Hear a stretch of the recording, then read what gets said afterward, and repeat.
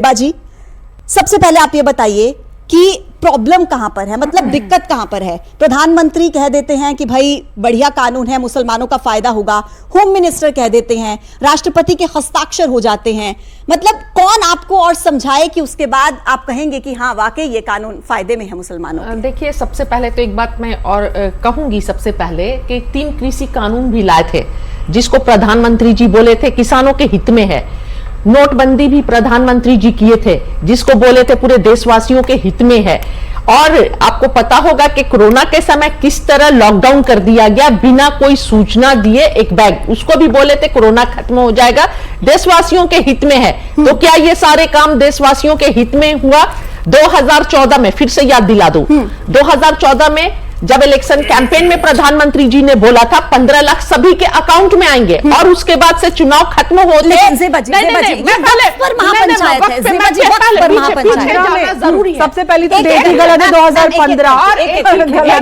एक चीज पूजा जी, जब अंबर जी बोलेंगी बिल्कुल बिल्कुल बिल्कुल ठीक है, बिल्कुल बिल्कुल करेक्ट कर रही हूँ, ठीक है ठीक है। 14 में 15 लाख आएंगे, आए क्या नहीं आए? मैम वक्फ की बात, मैम प्लीज, आ रही हूँ मैम, यहाँ पर वक्फ की बात करेंगे, मैं उस पे आ रही हूँ। लेकिन पिछले जो भी वादे उन्होंने किए, गरीबी कम होगी, महंगाई कम होगी, वक्फ बोर्ड से मुसलमानों का फायदा, आप इतनी डेटा गिना रही हैं मैम, आप इतना डेटा गिना रही हैं, वक्फ पर डेटा गिनाइए ना, बता रही वक्फ पर जो इतने वादे किए थे वो सब पूरे हुए क्या? जब पिछली बातें सही नहीं हुई तो हमारे वक्फ में जो बदलाव किया जा रहा है, अमेंडमेंट्स किए जा रहे हैं, वो कैसे हम मान ले के सही होगा? अच्छा मुझे ये बताइए, वक्फ बाय यूजर। ज़ेबा जी एक मिनट एक एक करके बात करेंगे ना, यहाँ पर हम लड़ने थोड़ी ना आए हैं, लोगों का भ्रम दूर करने आए हैं, उनके मन में जो सवाल है वो दूर करने आए। आपने इतना सारा डेटा गिना दिया मैम, मुझे एक डेटा वक्फ बोर्ड का गिना दीजिए जिसमें आप ये बता पाए कि वक्फ बोर्ड से इतने मुसलमानों का फायदा हुआ है। डेटा प्लीज मैम,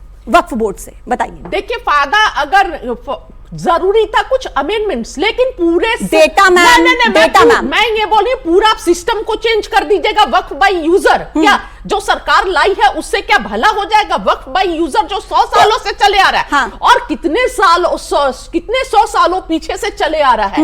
अगर हमारे पास कोई रजिस्ट्रेशन नहीं होगा, पेपर्स नहीं होंगे पिछले जो भी 100 साल 200 साल से जिन जमीनों के, तो वो आप ले लीजिएगा वापस। और डीएम को सारी ताकत मिली है इसमें, तो डीएम क्या, डीएम किसका आदमी होता है? ठीक, डीएम सरकार का अधिकारी है, सरकार के अंडर में नहीं होता है क्या? ठीक है, डीएम, मैं ये बोलना चाहती हूँ, डीएम किसके बोलने से काम करेंगे? सरकार के बोलने से काम करेंगे, आप ये कह रही हैं। ठीक है ज़ेबा जी, मैंने यहाँ से भी एक महिला पैनलिस्ट के साथ शुरुआत की और अंबर जी यहाँ से भी काउंटर में आप ही से शुरुआत करूंगी। देखिए, जो 2 चीजों पर, 2 बातों पर सबसे ज्यादा विरोध उठाया जा रहा था, एक वक्फ बाय यूजर को लेकर और दूसरा ये कि नॉन मुस्लिम की एंट्री कैसे हो गई। तो इसको लेकर तो सुप्रीम कोर्ट ने बात कह दी ना कि अब 7 दिन तक तो आप ये नहीं कर पाएंगे। जी हाँ, लेकिन मैं इस पर सबसे पहले ये सवाल ये करना चाहती हूँ क्योंकि ज़ेबा जी कांग्रेस से हैं और 2006-2008 में जो सचर कमेटी रिपोर्ट रही थी और जो भी उसमें सुझाव दिए गए थे, तो उसमें ये भी सुझाव था कि उसमें सभी धर्मों के जो एक्सपर्ट्स हैं उनको इंक्लूड किया जाए, यानी कि इंक्लूसिविटी की बात तब भी की गई थी। और बाकी जो भी सुझाव थे जिसके आधार पर आज भी कानून में जो अमेंडमेंट्स हुए हैं वो उसी रिपोर्ट में सुझाव दिए गए थे। अब वो बात अलग है कि वो यूपीए सरकार में वो सारे सुझाव आए थे, लेकिन उस समय वो सारे सुझाव सही थे। आज उन सुझावों पे अमल हो जाता है तो पूरी तरह से उसको डिस्कार्ड करने की कोशिश की जाती है। लेकिन कानून में पूजा, देखिए कानून में देखिए सुप्रीम कोर्ट क्या कह रही है, हम मैं उस पर कमेंट नहीं करना चाहती हूँ। मैं सिर्फ जो हुआ था और जो हो रहा है उस पर बात कर रही हूँ।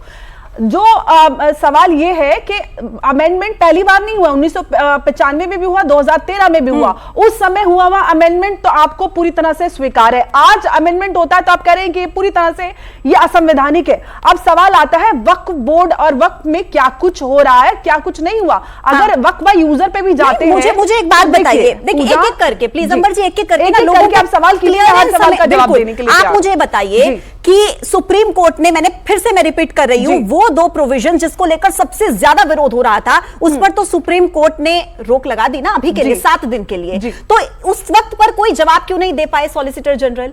अब आप बताइए मुझे कि वक्फ बाय यूजर जो मुद्दा इतना बड़ा उठ रहा है, अभी सीधे तौर पर ज़ेबा जी ने भी वही मुद्दा उठाया, उस पर आप जवाब दीजिए। सुप्रीम कोर्ट ने भी तो कह दिया। मैं सुप्रीम कोर्ट में अभी ये मामला लंबित है, उन्होंने 7 दिन के लिए इस पर रोक लगाई है, उस पर हम नहीं जाएंगे।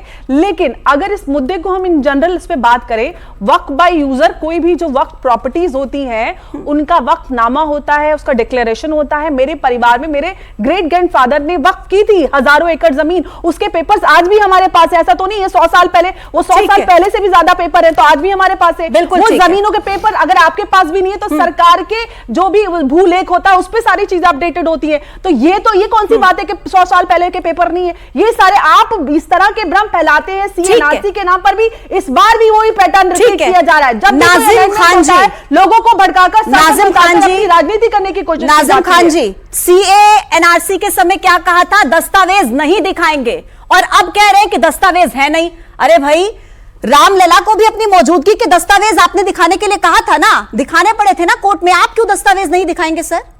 हाँ पूजा जी, देखिए औज़ बिल्लाहि मिनश शैतानिर रजीम, बिस्मिल्लाहिर रहमानिर रहीम। और देखिए जिस तरीके से दस्तावेज की बात आती है, तो देखिए सुप्रीम कोर्ट के अंदर अभी ये केस चल रहा है, सुप्रीम कोर्ट के अधीन है। ये वही सुप्रीम कोर्ट है जहां बाबरी मस्जिद का फैसला आया था।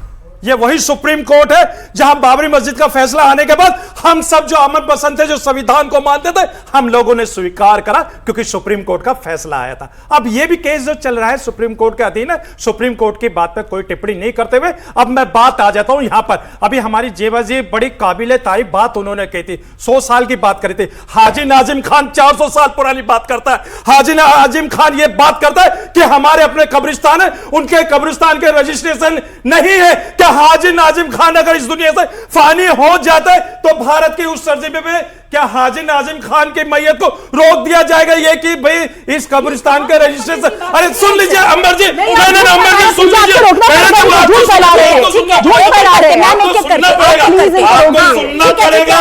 नाजिम जी झूठ हमारे के लिए नहीं बैठे, ये लोग भड़का रहे हैं, आपको रोकना पड़ेगा।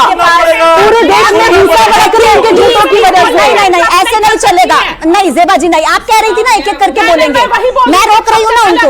मैम ज़ेबा जी ये मेरा काम है, ये मेरा काम है ज़ेबा जी, ये मेरा काम है। मैं यहाँ पर किसी का झूठ फैलाने के लिए, देखिए पूजा वाली बात रखने दीजिए, हम सब जिम्मेदार हैं। देश में आग लग रही है, मालदा में मुर्शिदाबाद में ऐसे झूठे लोगों को मारे जा रहे हैं, इनको झूठ फैलाने के लिए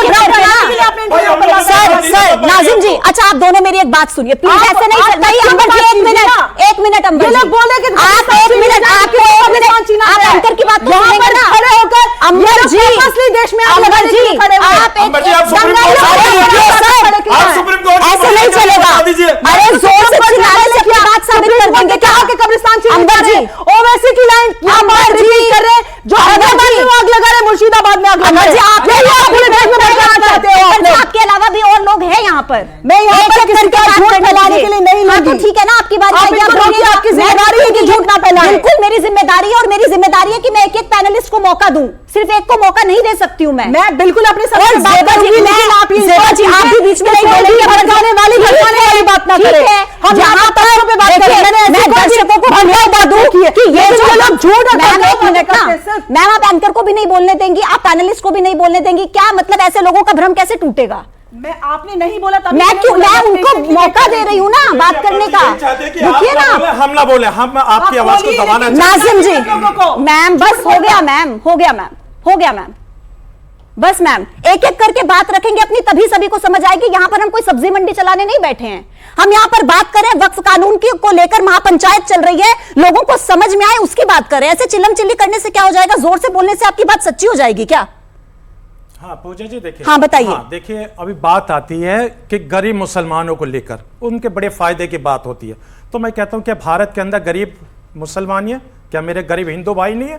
मेरे गरीब हिंदू भाइयों की भी फिक्र होनी चाहिए। लेकिन हिंदू भाई नहीं, हिंदू भाई ऐसा तो नहीं कर, हिंदू भाई के पास ये प्रोविजन, एक मिनट नाजिम जी रोक रही हूं आपको, क्या हिंदू भाइयों के पास ये प्रोविजन है कि जाकर किसी भी संपत्ति पर हाथ लगाएंगे, संपत्ति हमारी हो गई और हो जाएगी? पूजा जी यही तो भ्रम फैलाया जाता है देश के अंदर कि वक्फ बोर्ड जहां पे जाता हाथ उठा देता है वो जमीन उसकी हो जाती है। यही तो भारत के अंदर एक भ्रम है।